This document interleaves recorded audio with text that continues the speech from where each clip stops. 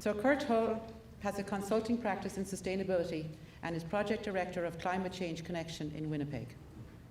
Prior to his involvement in climate change, he worked for 23 years as a director of quality systems with a Winnipeg-based electronics design and manufacturing company.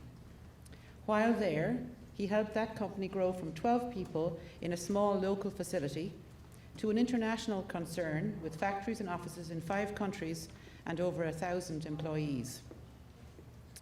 Kurt changed careers in 2007 and began educating Manitobans about climate change and connecting with groups working on solutions.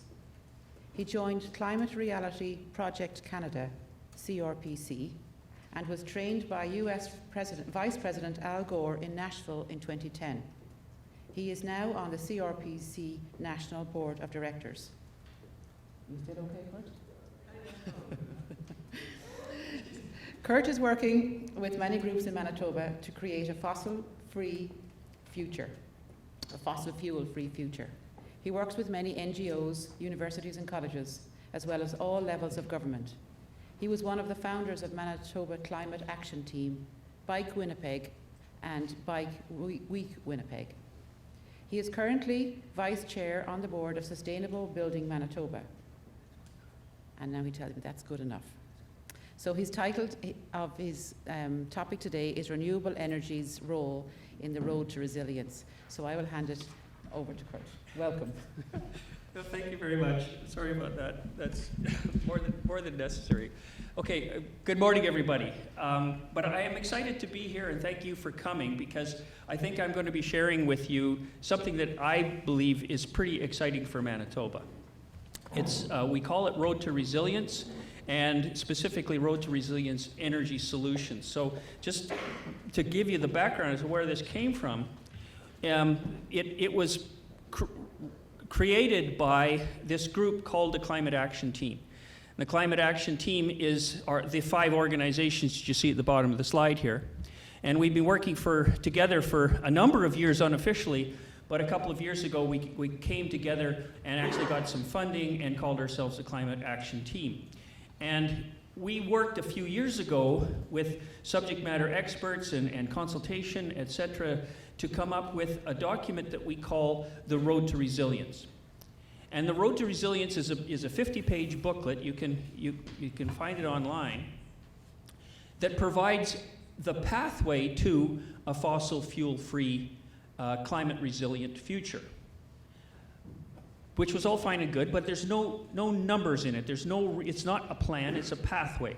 I'm an engineer, and if I'm approaching a problem, if I can't put numbers to it, I'm not comfortable. I don't really feel as though I'm addressing whatever problem it is that's in front of me. So what we've done is we've taken the pathway that's in the Road to Resilience, and we've put some numbers to the energy portion, which is the most technical portion of that challenge, the climate challenge that we all face, okay? So the climate challenge that we face relates to our greenhouse gas emissions and our resilience. I'm going to come to resilience in a second, but when it comes to greenhouse gas emission reduction, the goalposts were set by international scientists that are way beyond my pay grade.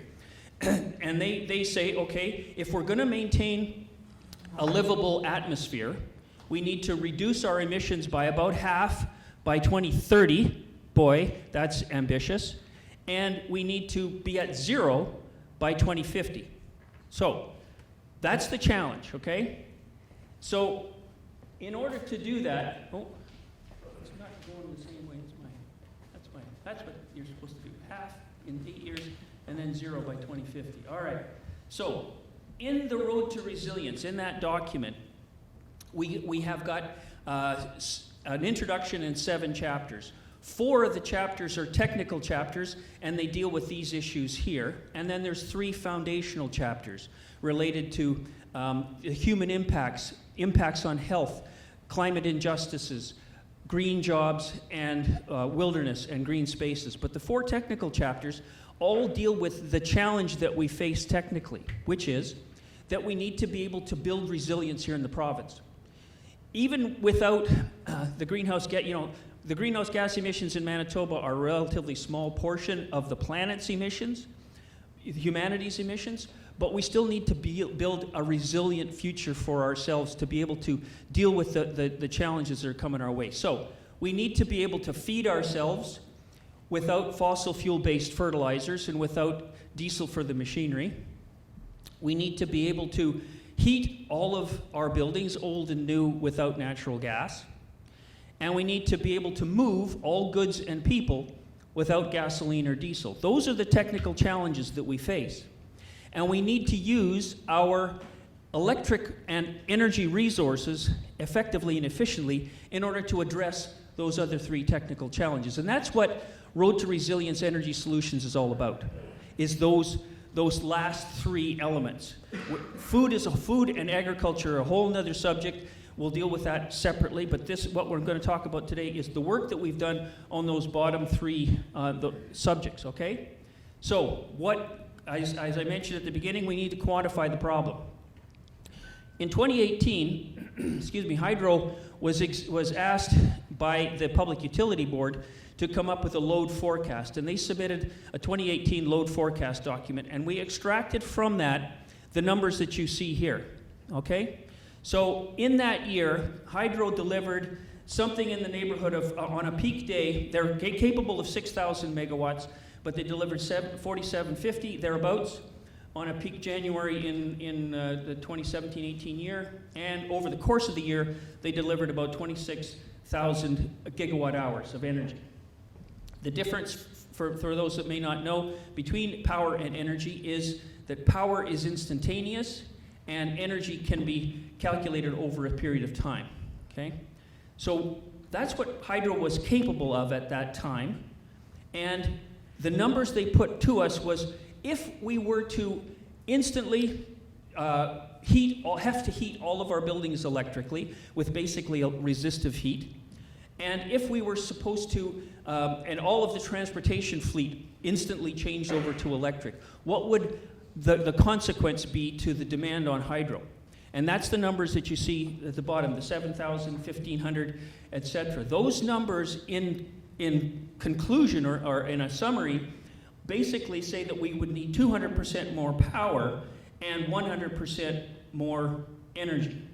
So of those numbers, the biggest challenge is on a cold January morning in the future, when we're heating all of our buildings electrically and all of our vehicles are electric, and it's 35 below and the sun's not up yet, can we meet that demand? That's the challenge that we took upon ourselves when we did this analysis. Is it possible?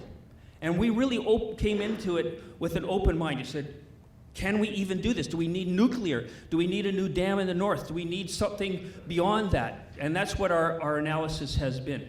Okay, so what we've proposed is that we can actually address this issue successfully by these 5 solution areas. So, first of all, to not export power anymore from the province, instead to use it domestically, to have a campaign of deep energy retrofits for all of the buildings in the province, and in so doing improve the envelope and air barriers and connect to geothermal.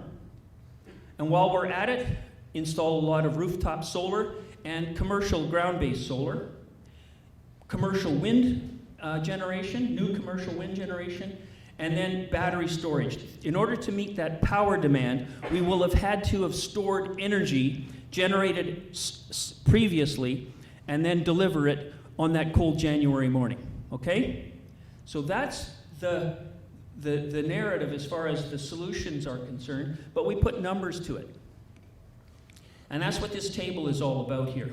Now, you can actually see if you go to r2renergysolutions.ca, you type all that in, we have the Excel spreadsheet which has got all of the substantiating research and reports and sources, and there's about a dozen tabs in there for all of these numbers that you see here. So with those five strategies that we talked about, we gain the columns that you see on the right-hand side there. We can achieve about 18% of our power requirement from reducing the amount, getting rid of exports, etc. You can see that whole table. I'm going to go through each of the 5 in their own slides, okay? So, in a nutshell, get down to the bottom. With our proposal, we exceed the target by 46% per power and 70% for energy. But it's not easy. Don't be complacent because those numbers are beyond 100. Because if there's one of those strategies where we don't hit the target, it allows us to, we can maybe make it up on one of the others. Because the total is what we're looking for. Being able to supply the power and energy required for that cold January morning in the future. Okay? So, but a big outcome of this study that we did and the numbers we put together is that we believe that the consequence of the actions that we're recommending will provide an enormous economic, social, and environmental benefit for Manitoba. And the opportunity will also save money for households and businesses, provide an annual increase in annual revenue for hydro, drought protection right now because of our dependence on hydro. With the drought years we've had, it shows the risk that we have for that much dependence on water energy. We get away from a lot of economic leakage that leaves the province when we buy fossil fuels from elsewhere. New government revenues and new green jobs. So that's all coming. Actually, we're going to be publishing an economic opportunities study in mid-May to companion with this one. Okay, so let's start with that first one in hydro exports. This is an extraction from that previous table that you saw, which shows that if we just allow the firm contracts that are currently in place, except for a couple of new ones, we let them go because they go to 2050 anyways, the Saskatchewan Power and another one, I think. We leave them because we don't want to see economic and legal penalties. Okay, we just allow the firm contracts, which all expire by 2025, I believe, that are currently on the books, other than those 2. Spot market is more volatile. We've put a 0 for the power from that, but we could gain some energy from not selling on the spot market externally, but the totals are there. So 19% of the goal for power, 32% of the goal for energy from this opportunity. The second strategy is the deep energy retrofits. Making all of our buildings more energy efficient is an essential but really disruptive part of the plan.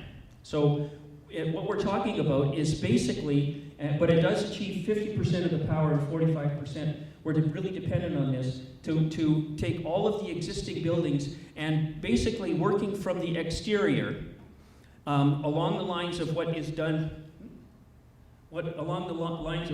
by some practitioners currently,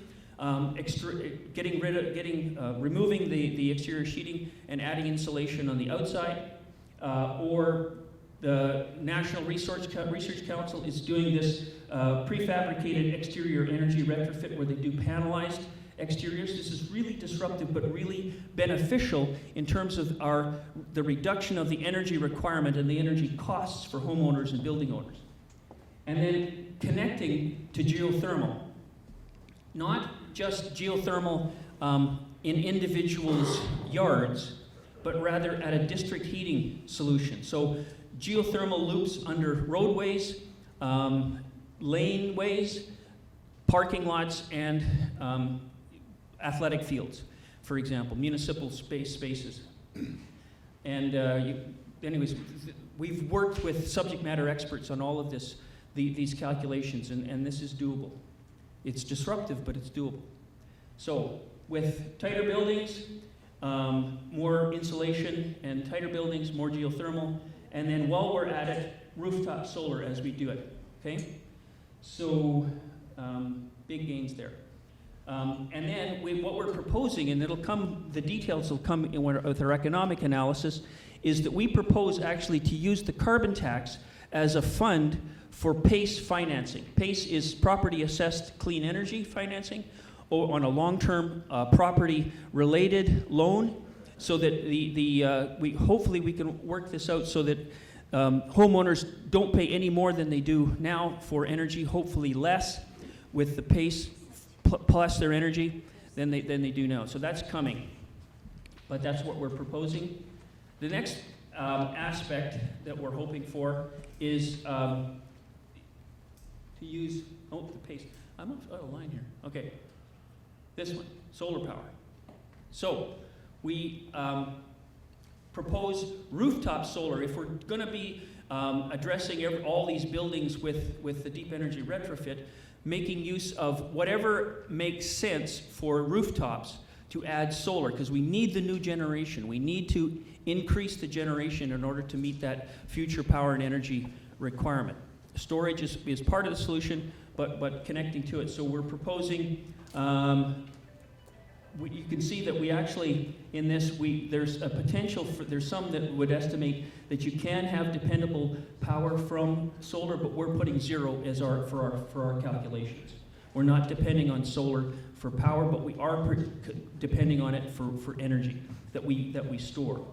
So we're talking rooftop solar, we're talking ground-based solar, such as what's currently installed in Fisher River First Nation. It's about a 1 megawatt facility there. And having these facilities connected to the grid under a power purchase agreement so that it makes sense for the facility owner to sell it to hydro at a profit for them and at a profit for hydro. If hydro is able to sell the power at a profit back into the grid from what they purchased from other generators. Commercial wind is also part of the solution. Now this one's actually pretty ambitious, but it's doable. Okay, so because we're calling for 4,000 megawatts, 1,600 megawatts of firm from wind, 17,000 gigawatt hours of generation, and we say that's quite a bit. Can we do that? Well, Manitoba has currently got 2 wind farms with 260 megawatts capacity. Ontario's got 5,400 megawatts. So Ontario's got somewhere in the neighborhood of what we're looking for. And the more distributed you've got wind power or any sustainable energy source, the more dependable power you start to have in the grid. So we've already, this is actually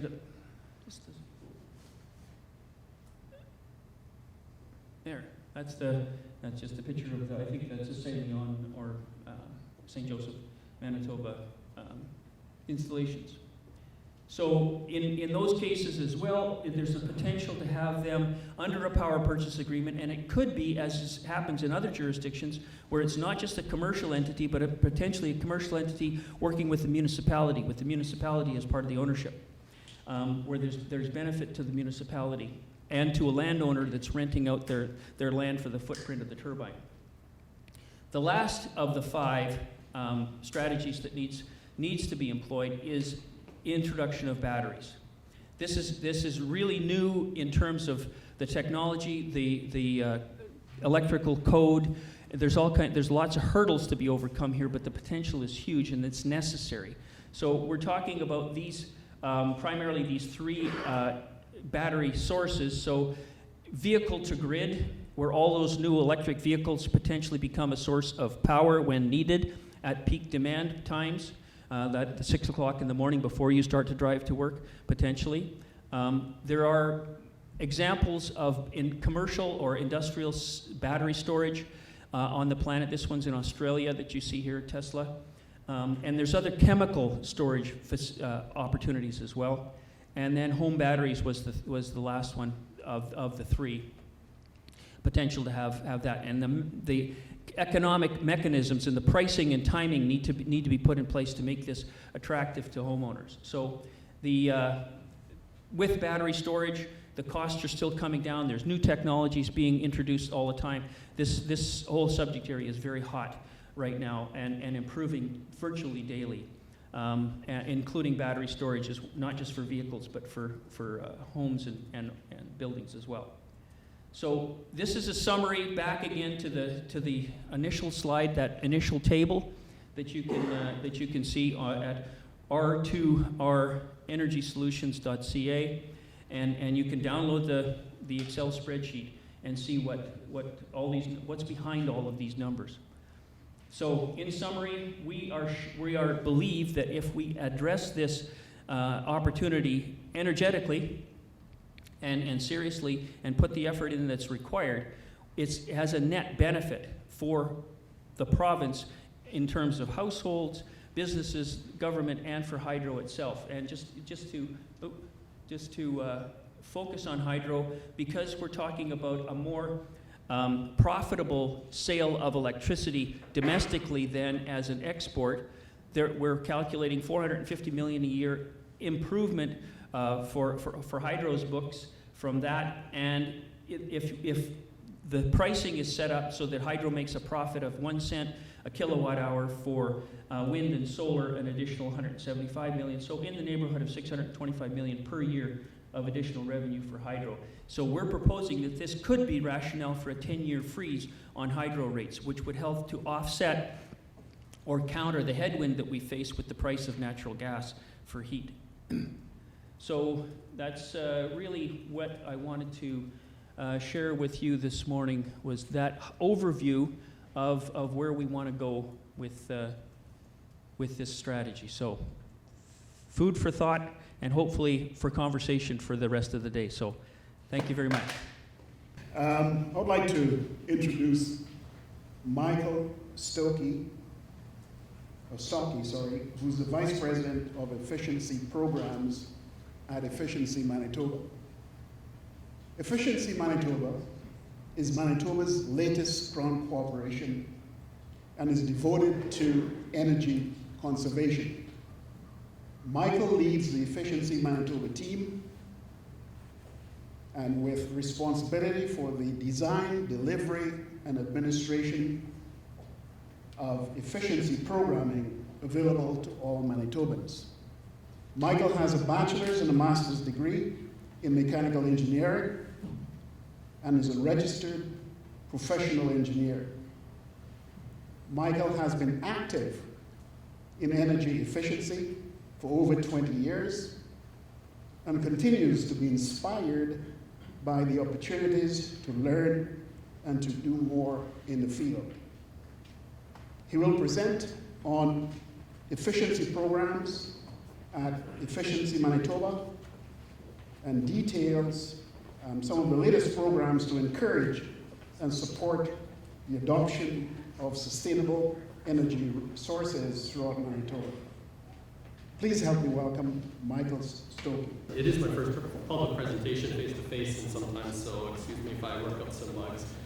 Just curious, before we get started, just by show of hands, if I could ask like 3 quick questions, just to kind of get a sense of how much emphasis I should put on some of the earlier slides here.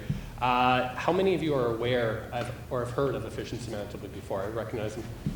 Lots, probably, okay, a few hands that are still down. How many have seen either TV commercials, radio ads, or seen us on social media? A few less, okay, excellent. How many of you have participated in one of our programs and received an incentive? Excellent. All right, so in terms of outline today, I'll give a quick overview of Efficiency Manitoba, recognizing most of you have heard of us and what we do. I'll give an update on some of the programs we have in market, some sneak peeks and some things that are coming. I'll talk a little bit about some of the exciting things that are going on within the Manitoba context. Thank you.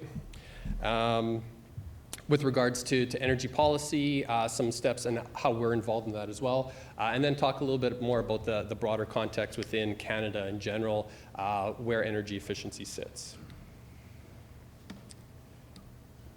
So with regards to some background information, again, most of you have heard of us, so no secrets here. We are a Crown Corporation dedicated to pursuing aggressive energy efficiency targets. Our mandate is focused on electric and natural gas. So within that, there's some important details of things we don't do. So we don't currently have a mandate to pursue electric vehicle incentives. We don't do water conservation, but we are strictly focused on achieving electric and natural gas energy efficiency savings. One of our key mandates is to reach all of Manitobans. So we have programs, incentives available for every single customer segment within Manitoba. And how we've identified that and how we target those are listed there. And the reason for doing that is because there are unique barriers in each of those customer segments. So residential versus income-based versus Indigenous, commercial, industrial, agricultural, they each face unique barriers to making energy efficiency improvements in their business. And so through our programming and through identifying those individual customer segments, we look to target those and provide incentives, education, offers to help each of those customer segments improve their energy efficiency. So we launched in April 2020, really just as the pandemic was getting kicked off, so it was a terrible time to launch a Crown Corporation. Don't recommend it to anybody. But since that time, we've been extremely busy rolling out to the point where we now have 35 programs active in market, again, serving all Manitobans. This year, we've just implemented 9 new programs. So some of those are listed on that list, and I'll go into detail on a few of those. Throughout the pandemic, and really within the past 6 to 9 months, we've also been looking at positioning ourselves to help support Manitobans coming out of the pandemic and really support economic recovery. And so to that end, what we've done is taken a look at some of the offers we already had in market. And again, across all customer segments, we've looked at increasing, making more flexible our eligibility criteria, increasing incentives, expanding the offers to all Manitobans. So we've taken some of those steps. And again, launched 9 new offers just within this past fiscal year. So some of the couple ones we have in market that I thought would be of interest to the audience today. So we do have a ground source heat pump program that was launched this fall. So it's available to both residential and commercial customers in Manitoba. One of the unique things that we did this time for first in Manitoba, we made it fuel switch friendly. So for the first time, if you do have a natural gas heated home or business, you can apply to this program and actually receive an incentive to make that fuel switch from natural gas to electric ground source heat pump. The incentives that we've paid out to date, again, we just launched this in fall, but have averaged about $5,500 per home. One of our big announcements from this fall was the Innovation Fund. And so the intent of this fund, again, a first in Manitoba from the energy efficiency perspective. So what we did is we launched a fund with dollars behind it to really generate the next generation of efficiency programs in Manitoba. So looking at not just the technologies, but the approaches to get those technologies to Manitobans. And we put out an open call for expressions of interest at the end of September 2021. We had a lot of interest, which was fantastic for Manitoba businesses, communities that came forward and applied to that. And what we found through that process was a lot of the applications actually could go straight through to our programming, which was fantastic. But besides that, there were a fair amount of applications that we are funding through this Innovation Fund. We have our next expression of interest period that's open right now. So again, the website's listed there. If you or your business or someone you know is interested in taking a look at further details, definitely encourage you to do that. The dollars behind that are significant. And what we found in the first round of applications we were able to stack these incentives on top of some existing programming incentives as well.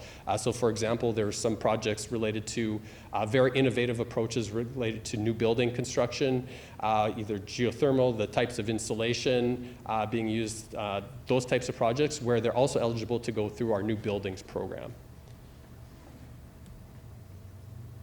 We also have a bioenergy program, a little less known, but it's targeted for commercial, industrial, agricultural customers where we look to encourage the use of biomass energy to displace electric or natural gas heating or electricity.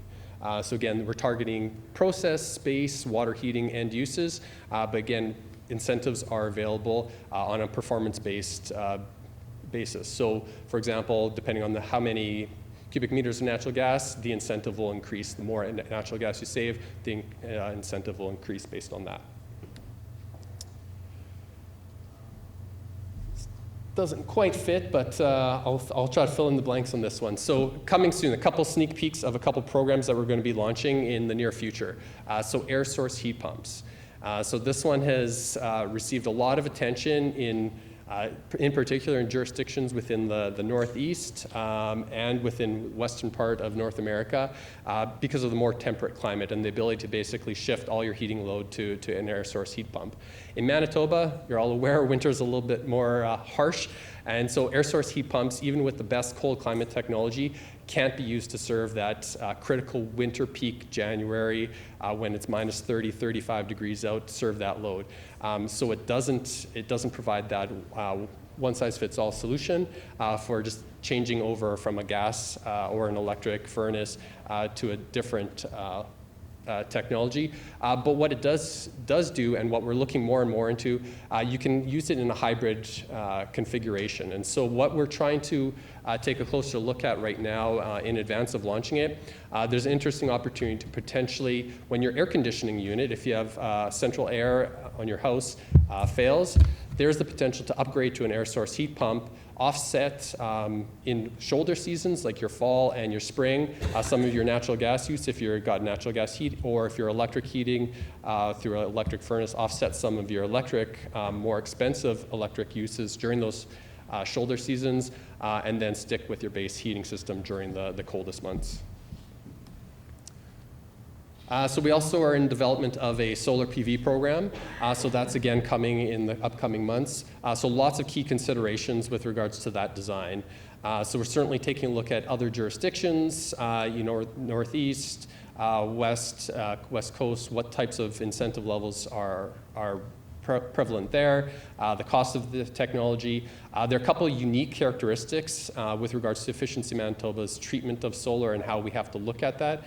So, within the rules of what savings we can count towards achievement of our targets, we basically can only count those that are staying on property. So those kilowatt hours that are staying and displacing a home energy usage, we can count those towards our energy savings, and those are the ones we can provide an incentive for.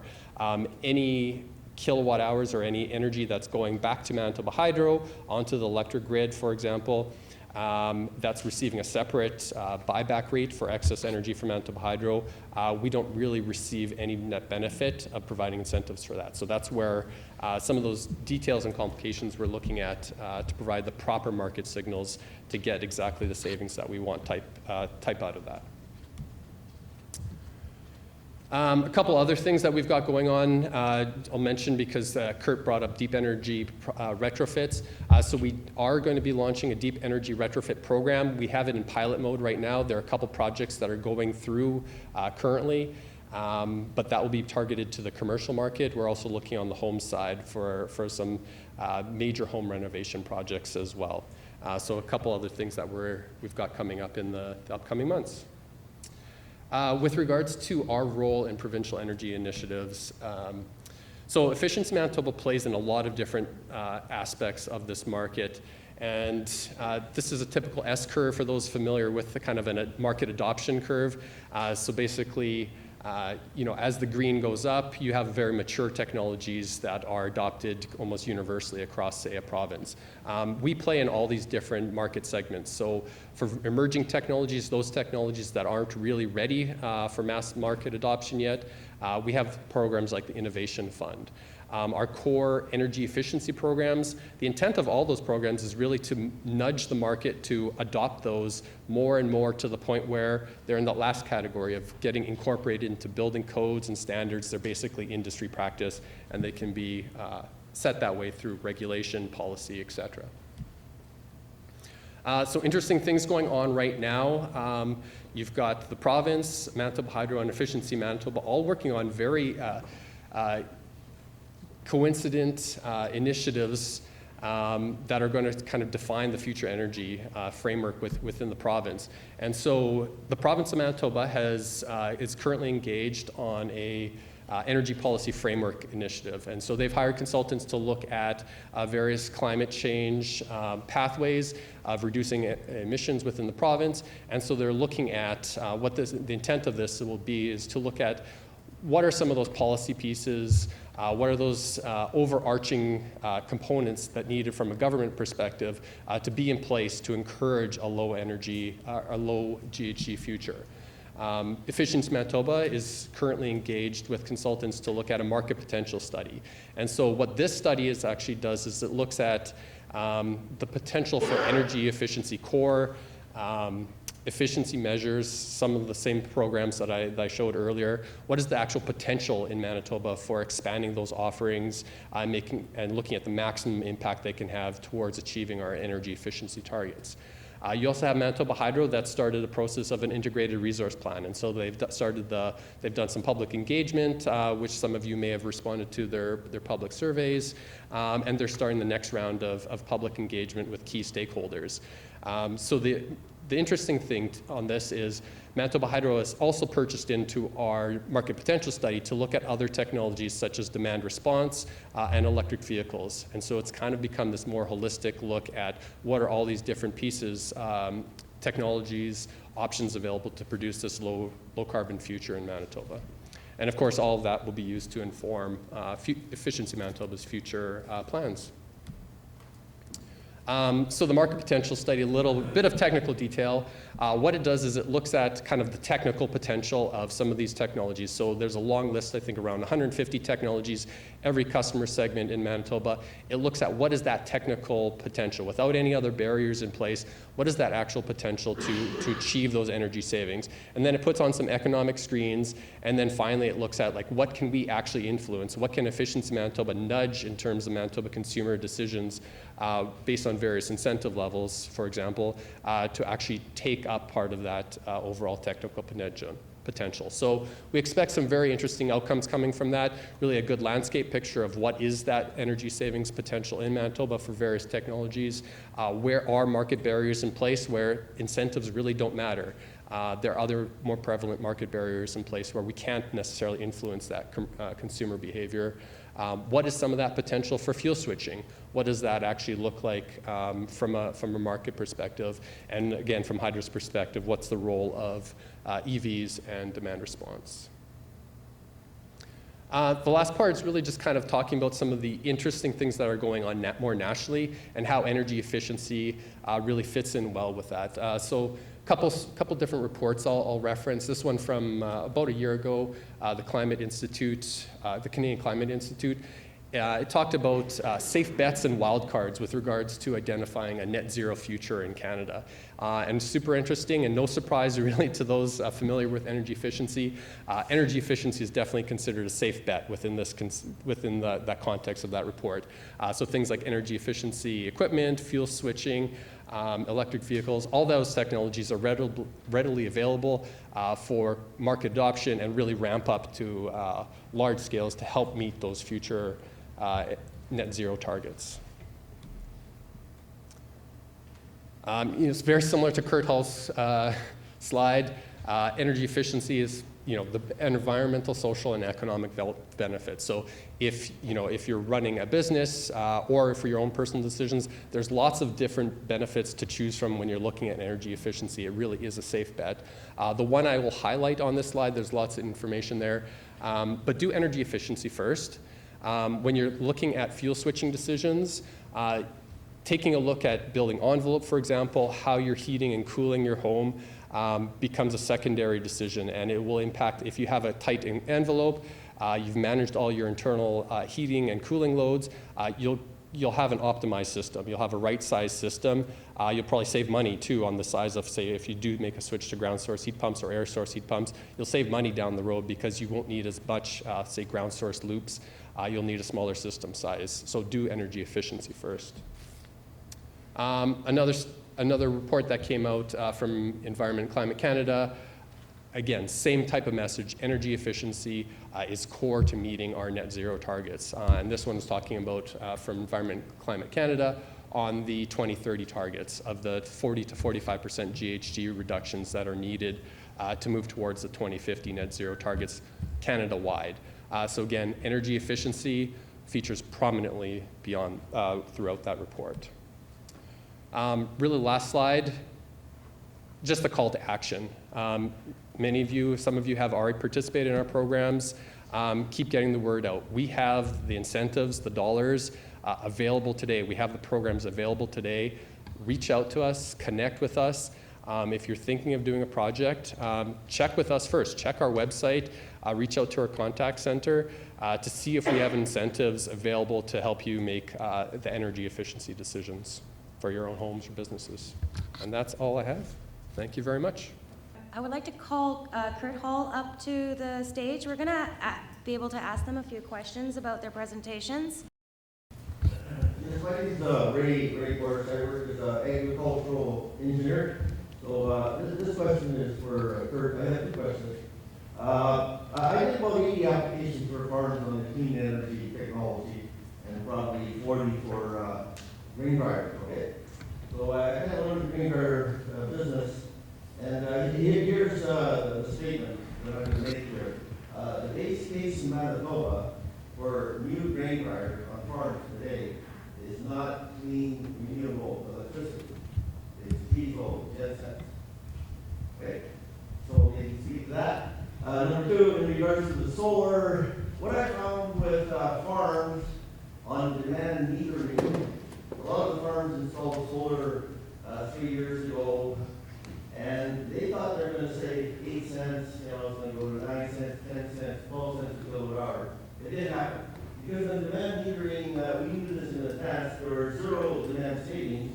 So those farmers that signed up for a roll contract and export, they only saved on the runoff first, and they didn't realize it till later. So really, that's a question for Mike. Okay, here we go. I wish I could answer your question. I have not even considered grain dryers. Like, I know that it's high energy intensity and currently diesel or natural gas. Well, just my question is the grain dryer is not diesel. The electricity to power the grain dryer is not three-phase electricity solid. It's a diesel genset. That's what farmers are installing today. Yeah. And to take it one step further, they're not even installing natural gas. They're buying big propane tanks from Alberta and trucking it in with trucks and not rail. So that's what I've seen we're going. I've done like 40 applications for farmers this year. Yeah. It's, and I don't know anything about this. I'm going to be very frank. That all I can tell you is that I think we all need to, within our own sectors, wherever we're working, we have to get away from fossil fuels. And the solution is going to come from practitioners within that sector. So I look to you to look for suggestions for alternatives to the diesel and natural gas. I mean, that's, in long and short of it, that's the challenge that we all face together, is to get away from fossil fuels, because otherwise we will not have an atmosphere that will allow for our children, grandchildren, to be able to enjoy the same kind of comforts we. So now the other question is for the pricing on.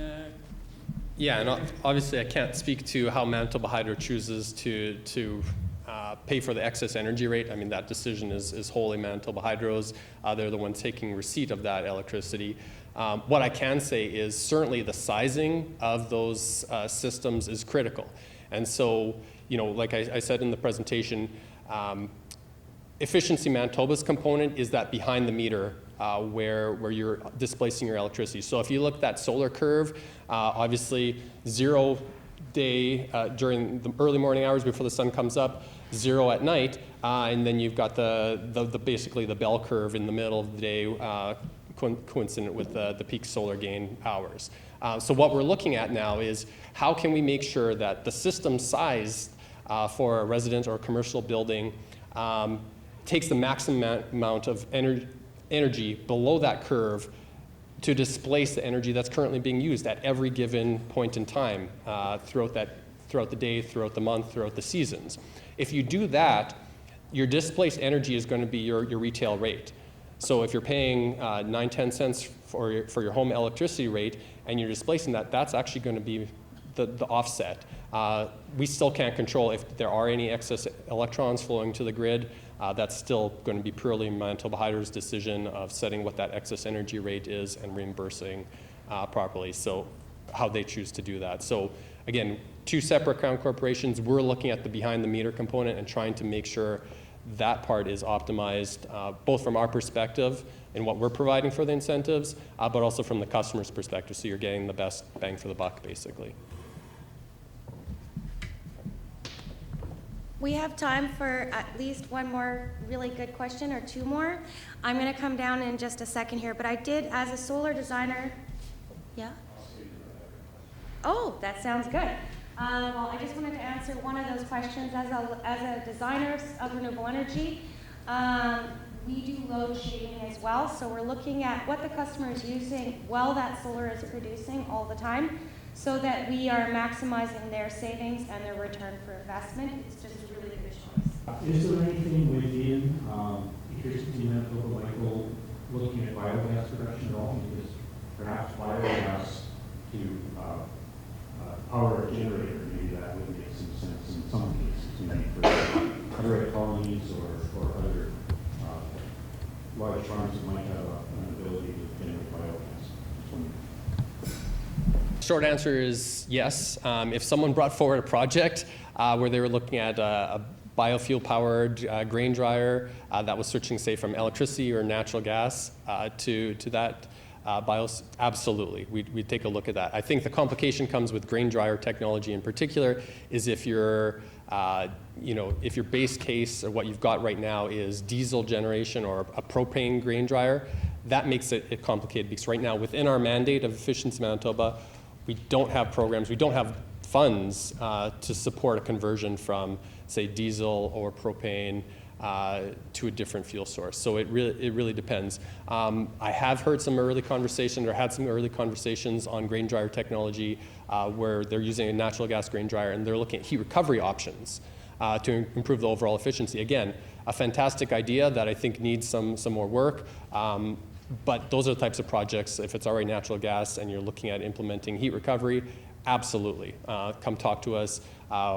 We can look at running that through a custom program, or if it's something really innovative and you want to test out the waters on the Innovation Fund, that would be the place to run that potential through. Yeah, I suppose either, both of you can comment on this maybe. I was just noticing the two presentations, the disconnect between targets, whereas we're looking at trying to reduce greenhouse gas emissions 40 to 45% by 2030, and totally by 2050, Efficiency Manitoba is looking at target for reducing gas consumption by 0.75% per year. That would give us by 2030 6% reduction, and like it would take 125 years to go to net zero. So I'm just wondering, I'm curious how that target got set, and if in the current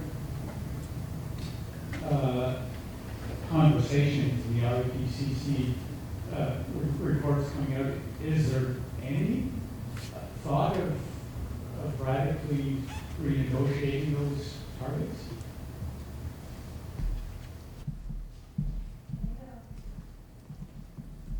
That's a fantastic observation and a great question.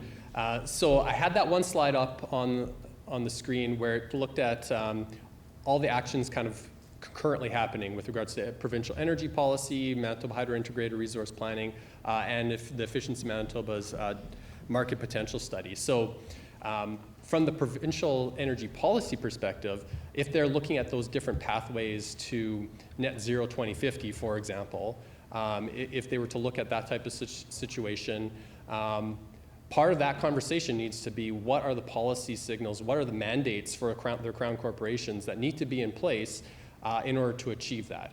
And so that's where Manitoba Hydro and Efficiency Manitoba could see some alternate directions. And so like right now, our targets are our targets. Those are the ones that are written into legislation. Could those eventually change depending on policy discussions, decisions? Absolutely. And so that's part of this concurrent decision-making analysis that's going on right now. Through our market potential study, what we're doing is looking at, okay, you've got, we're aware obviously of, net zero targets for 2050 and how that backs up.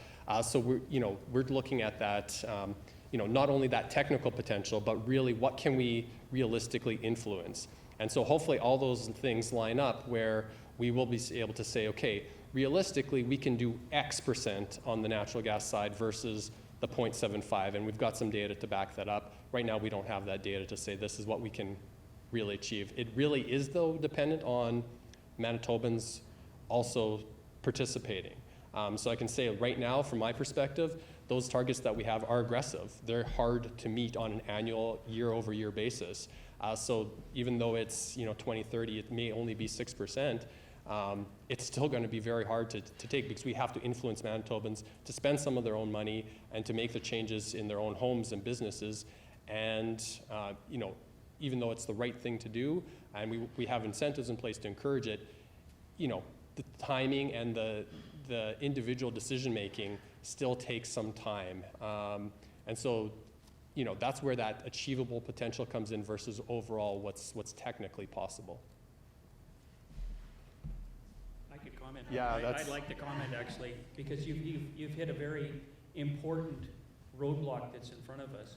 The legislation that Efficiency Manitoba was founded upon and is dictated by. It's interesting that those targets that you just mentioned are in legislation. They're not in regulation. They have to be changed by the legislature itself, and they're wrong. I mean, the reduction of electrical demand by 1.5% and natural gas by 0.75 is, as you say, by 2030 by 2050 will still be at 80% of what it was when we started for natural gas. And also, we should be using, as I said in my presentation, more electricity efficiently and effectively in order to meet our greenhouse gas emission and climate resilience challenge. A big hurdle that actually Michael was alluding to is the challenge that they face because of the funding model that they have. That we pay through our hydro bills for Efficiency Manitoba, and that's what limits them to address natural gas and electricity, because that's where their funding comes from. What we're proposing in the Road to Resilience is that the legislation be fundamentally changed for Efficiency Manitoba, and Efficiency Manitoba gain a new revenue source from the carbon tax, and apply the carbon tax to help us get off of greenhouse gas emissions through the effective and efficient uses of electricity. So they should be redirected towards fossil fuel use reduction and greenhouse gas emission reduction through their programs. That's what we propose as a fundamental issue here. But the big changes that we proposed in our needs a Crown Corporation to direct it. It's not going to happen just with funding applications and stuff like that. It has to be directed centrally. Kurt, in your earlier slide, you talked about the whole of having agriculture consume zero fossil fuel, and that's a great goal.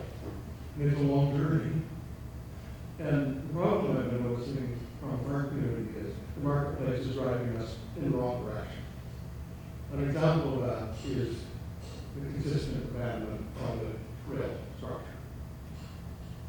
In a previous time, if fire talks about electrifying the main lines on the railway, I would go one step further with carbon tax you just talked about.